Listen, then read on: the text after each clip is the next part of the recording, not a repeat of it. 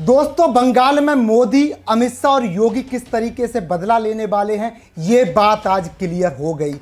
जब शुभेंदु अधिकारी मंच पर मुख्यमंत्री की शपथ ले रहे थे, तब भाजपा के सबसे पुराने कार्यकर्ता माखनलाल सरकार के मोदी पैर छू रहे थे। योगी आदित्यनाथ शुभेंदु अधिकारी को स्पेशल भगवा गमछा दे रहे थे, लेकिन अमित शाह शांत थे। अमित शाह के दिमाग में कुछ चल रहा था। जिस मंच पर शुभेंदु अधिकारी शपथ ले रहे थे, उसी मंच से थोड़ी सी दूरी पर, उसी परेड ग्राउंड में अमित शाह ने बता दिया था कि किस तरीके से भाजपा अब टीएमसी के उन गुंडों का हिसाब किताब करने वाली है, कैसे ममता बनर्जी के जुर्मों का हिसाब किताब होने वाला है और कैसे बंगाल में हुए हिंदुओं पर अत्याचार का अब बदला पूरा होने वाला है। दोस्तों नमस्कार, जय हिंद। मेरा नाम है संदीप और आप देख रहे हैं अपना उत्तर प्रदेश। जिस समय शुभेंदु अधिकारी शपथ ले रहे थे, उस समय परेड ग्राउंड में ही अमित शाह ने क्लियर कर दिया था कि भाजपा अब बंगाल की धरती पर आने वाले सालों में कैसे बदला लेगी, कैसे उन 327 हत्याओं का बदला लिया जाएगा जो हत्या भाजपा कार्यकर्ताओं की गई थी। शुभेंदु अधिकारी मुख्यमंत्री बनते ही बंगाल में इस समय ताबड़तोड़ एक्शन में आ गए हैं। लेकिन ये खास रिपोर्ट देखिए कैसे अमित शाह ने क्लियर कर दिया है अब बंगाल की धरती पर भाजपा क्या करने वाली है, बंगाल की धरती पर भाजपा कैसे बदला लेगी और कैसे अब ममता बनर्जी, अभिषेक बनर्जी, टीएमसी के गुंडों का हिसाब किताब होने वाला है। ये खास रिपोर्ट देखिए। पीछे खड़े थे मिथुन चक्रवर्ती, शपथ ले रहे थे शुभेंदु अधिकारी, तभी अचानक बुजुर्ग व्यक्ति के पीएम मोदी ने छू लिए पैर। एसपीजी के फूल गए हाथ पांव देखते रह गए योगी, हाथ जोड़कर खड़े हो गए अमित शाह। दुनिया करने लग गई सर्च, आखिर कौन है माखनलाल, क्यों मोदी ने छुए पैर।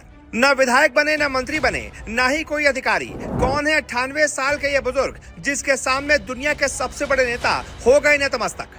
98 साल का बुजुर्ग शख्स और देश का प्रधानमंत्री उसके सामने झुक गया। मोदी ने मंच पर सबके सामने छुए उसके पैर। योगी आदित्यनाथ ने जोड़ लिए हाथ, अमित शाह ने सम्मान में झुका लिया सिर। अब सवाल यह है कि आखिरकार ये शख्स कौन है।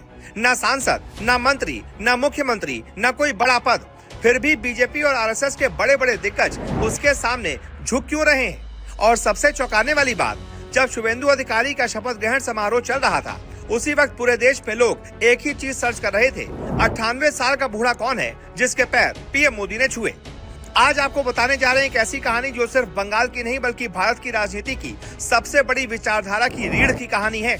9 मई 2026 कोलकाता का ब्रिगेड परेड ग्राउंड, जहां कभी लाल झंडे गरजते थे, जहां वामपंथी नेताओं का राज चलता था, आज वहीं भगवा लहराने लगा। लाखों की भीड़, चारों तरफ जय श्री राम के नारे और मंच पर देश के सबसे बड़े नेता मोदी, अमित शाह, राजनाथ सिंह, योगी आदित्यनाथ और एनडीए के मुख्यमंत्री। लेकिन तभी मंच पर बुलाया जाता है एक बुजुर्ग, कमजोर शरीर, झुकी कमर, लेकिन आंखों में ऐसी चमक जैसे इतिहास खुद चलकर आ गया हो। और तभी प्रधानमंत्री नरेंद्र मोदी झुकते हैं और पूरे देश के सामने उसके पैर छू लेते हैं। पूरा मैदान सन्न रह जाता है। 10,000 वीआईपी मेहमान हैरान रह जाते हैं। कैमरा जूम करने लग जाता है। उस बुजुर्ग का नाम था माखनलाल सरकार। अब आखिरकार कौन है माखनलाल सरकार। ये वही माखनलाल सरकार है जिन्होंने बीजेपी के बनने से पहले भी जनसंघ के दौर में संघर्ष किया था। जब बंगाल में कांग्रेस का दबदबा था और कम्युनिस्टों की पकड़ लोहे जैसी थी, तब भगवा पहनना अपराध जैसा माना जाता था। लेकिन ये आदमी गांव-गांव, गली-गली घूमता रहा, सिर्फ एक विचार के लिए, भारत एक है। अब ध्यान से सुनिए, 1950 के दशक में भारत आजाद तो हो चुका था, लेकिन कश्मीर का मुद्दा आग बना हुआ था।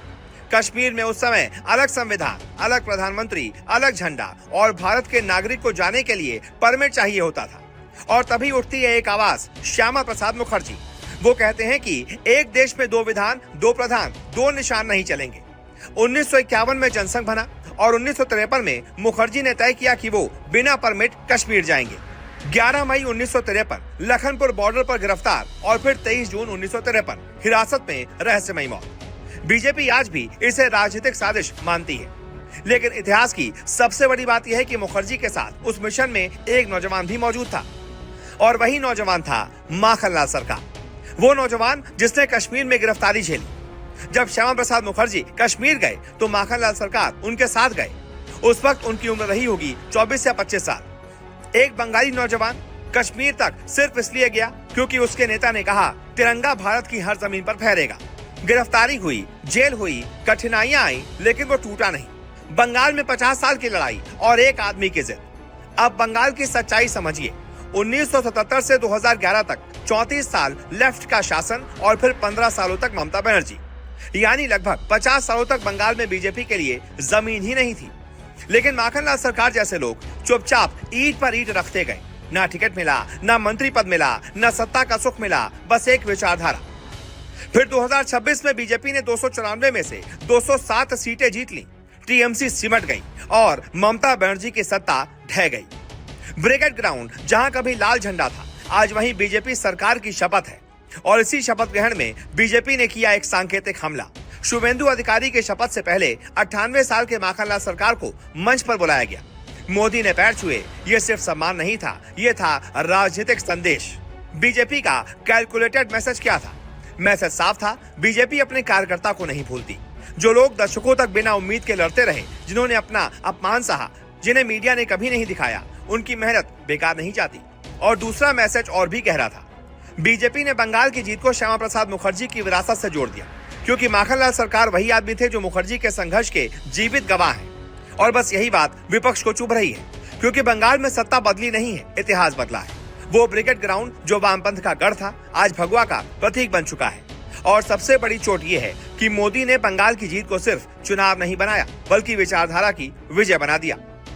दोस्तों, माखनलाल सरकार एक आदमी नहीं, वो उन लाखों कार्यकर्ताओं की पहचान है जो कभी पोस्टर लगाते रहे, कभी जेल गए, कभी डंडे खाए और फिर भी पीछे नहीं हटे। आज अगर मोदी झुके हैं तो वो सिर्फ एक बुजुर्ग के आगे नहीं झुके, वो उस संघर्ष के आगे झुके हैं जो 70 साल तक चला। आज बंगाल में शुभेंदु अधिकारी मुख्यमंत्री बन गए, लेकिन मंच पर असली हीरो वो 98 साल का बूढ़ा था, जिसके पास कोई सत्ता नहीं थी पर इतिहास था। अब सवाल यह है कि क्या बंगाल में बीजेपी की यह सरकार सिर्फ शुरुआत है? क्या ममता बनर्जी की राजनीति खत्म होने वाली है? और क्या बंगाल अब हिंदुत्व की नई राजधानी बनने जा रहा है? अगर आपको लगता है कि ये सिर्फ चुनाव नहीं है, ये एक नया राजनीतिक संदेश है, एक नए युग की शुरुआत है, तो वीडियो को शेयर कर दीजिए, अपनी राय कमेंट बॉक्स में लिखिए, साथ ही साथ चैनल को सब्सक्राइब कर दीजिए। जय हिंद, जय भारत।